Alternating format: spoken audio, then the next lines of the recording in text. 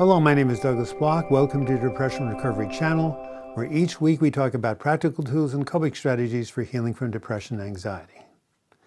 Today is Flashback Friday, a feature in which I republish one of my earlier videos you might not have seen that contains really important coping strategies that will help you attain a better mood. Now here's today's video. As many of you know, I run support groups in addition to doing this channel, and I've recently got into the habit of beginning each support group with a joke because humor is a good way to get out of depression, a good way to lighten people up. So I decided to incorporate this ritual into the videos starting today.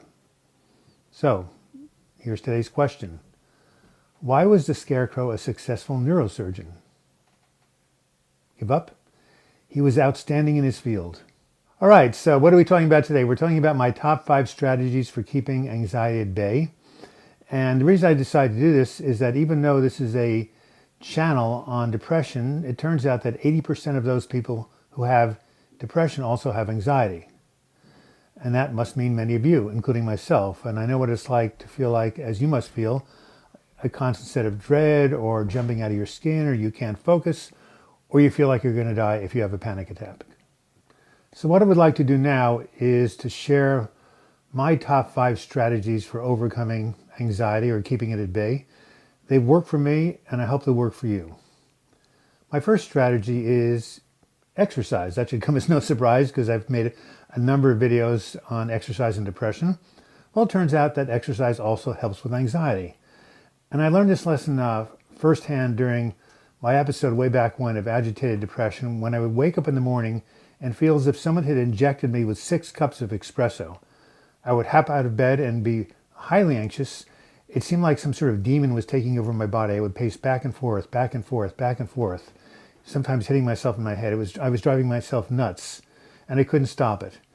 And then one day, I got a call right in the middle of my agitation from a good friend named Teresa, who was a nurse practitioner.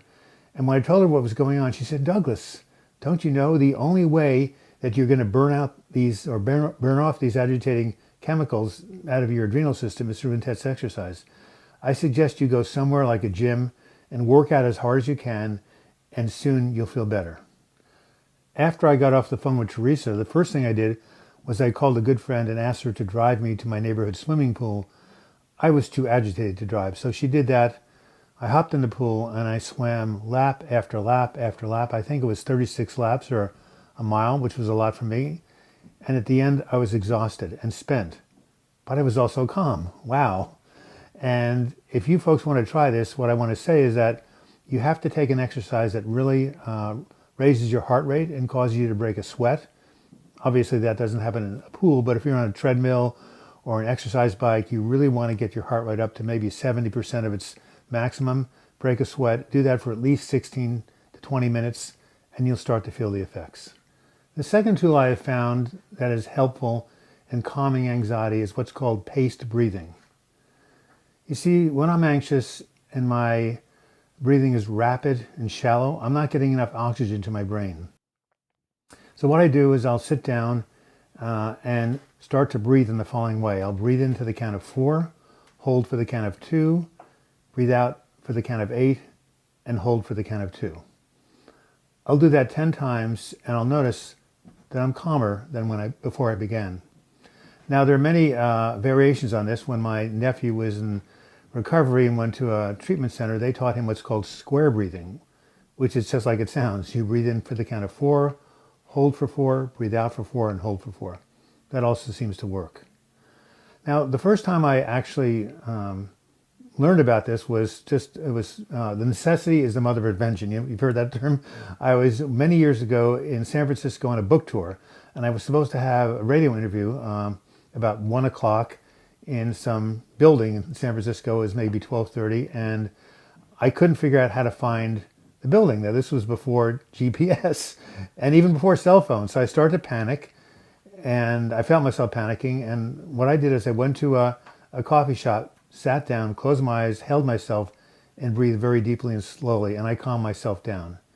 And when that happened, I had enough presence of mind to see that I had a map with the location on it, and I was able to find myself to the radio station and do the interview.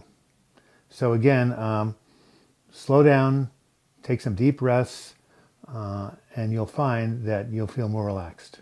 My third time-tested technique for overcoming anxiety is called progressive muscle relaxation. It's based on the theory that you can't be anxious when your muscles are in a deep state of relaxation, just the opposite of what happens when you're in a fight or flight state. This technique is pretty simple. It just involves tensing and relaxing pairs of muscles, starting with your feet, then your calves, your thighs, your abdomen, your chest, your arms, shoulders, hands, neck, face, top of head. You just do that very systematically, one step at a time. It's very powerful, and it really seems to calm people down. And also it prevents anxiety from happening. I did a video on this, and there are many other excellent videos on YouTube that talk about this simple yet effective technique. Now, you don't have to do progressive muscle relaxation to get your muscles to relax. One way to do so is to get therapeutic massage. I remember, when I went to massage school back in Eugene, and I won't even say when, people were charging $10 a massage. Now it's 80. Anyway, it's become much more popular because it's really so effective. And I remember during my agitated depression, I scheduled a session with my friend Rianne every Wednesday at 3 p.m. And I remember looking forward to that time week after week because I knew it was one time when I could really relax and be lifted out of my anxiety hell. Another muscle relaxation technique I used during my depressive episode was to sit in a hot tub and let the warm water and the jets calm me down. Fortunately, there was a jacuzzi right where I did my lap swim, and I used to hop into it right after the swim and have a few moments of peace. Now that I'm not as anxious, I still have a hot tub on my back deck, and I use that to relax me before sleeping because I still have a partial sleeping disorder. And with the hot tub, at least I know I'll fall asleep and usually sleep through the night. My fourth strategy for overcoming anxiety is to reach out and connect with other people. Now, I've been talking about this during many of these videos. And think about it. When a child is upset and cries out, what does it want? It wants a parent to come and hold it and whisper words of reassurance. Well, that child in us never dies. I discovered this technique, again, many years ago when I was agitated. This was before there were cell phones or even cordless phones. I remember being in a rental house down in Eugene, and I decided to call up the crisis line. But before I did so, I first filled up a bathtub with warm water, and then I took a corded phone with a very, very long cord and plunked myself into the water with the phone in my hand. I then called the crisis line and started talking to a person. For 30 minutes, the connecting with the person, the getting the words of reassurance, and the warm water seemed to calm me down. Now, it looked ridiculous. As a matter of fact, when my roommate came in, he said, "Bloch, what are you doing? This is totally absurd." But he had to admit it worked. And now that I'm a counselor, I talk many people down from anxiety attacks, and I see how effective that is. So if you're having a panic attack or anxiety attack, try reaching out to a friend, go over to somebody's house, or call the crisis line. You'll be glad you did. My fifth time-tested strategy for coping with anxiety is, you guessed it, medication. When all four of the previous strategies didn't work, I would pop a half a Klonopin. And within 20 minutes, I was relaxed. So relaxed, in fact, that I was loopy and couldn't do much of anything. Now, this was very embarrassing in the middle of group therapy, but it was better than pacing around and hitting myself in the head.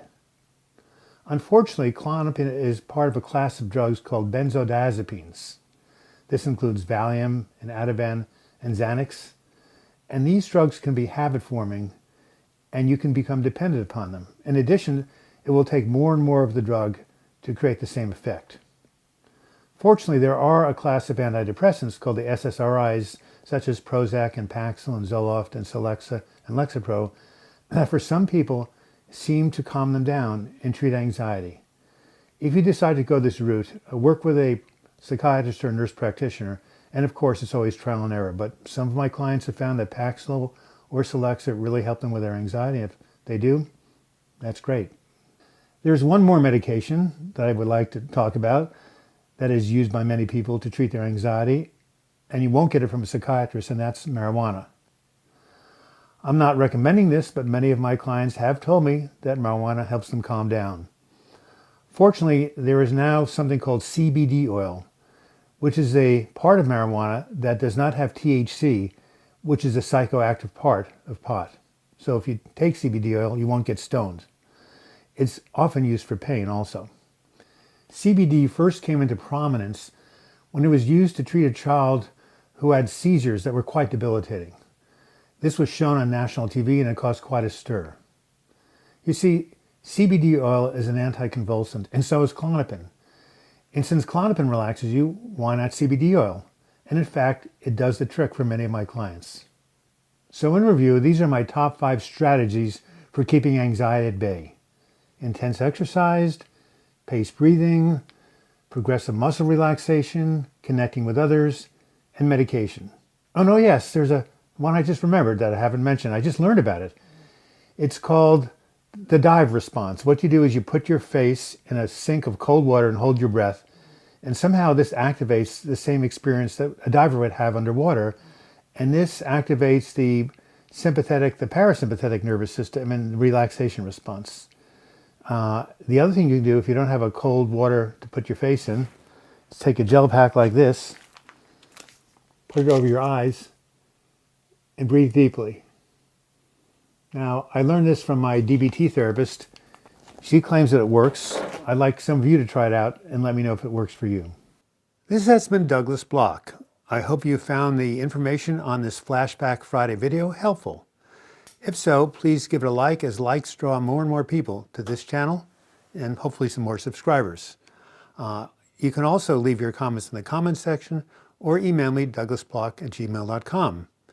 If you do want to subscribe to this channel, click on my photo in the closing credits. You'll be taken to my subscribe page. And if you click on the bell to the right, you'll be notified every time I do a new video or live chat. And if you want to contribute to this channel and become a patron, simply click on the Patreon image. You'll be taken to my crowdfunding site. And until next video, I wish you the best in your mental health recovery. Thank you so much.